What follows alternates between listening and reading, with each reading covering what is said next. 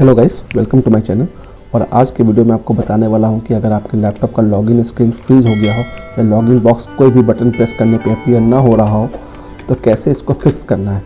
तो गाइस चलिए वीडियो को शुरू करते हैं।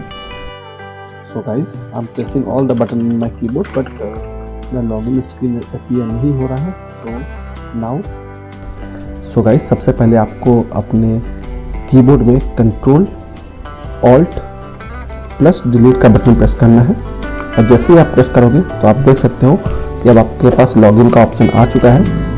तो गाइस अब हम इस पर लॉगिन कर लेंगे and asking for my fingerprint.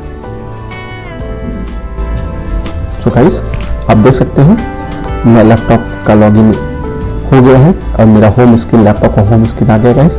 तो गाइस आपको वीडियो अगर अच्छी लगी हो तो लाइक करना, सब्सक्राइब कर देना। Thank you.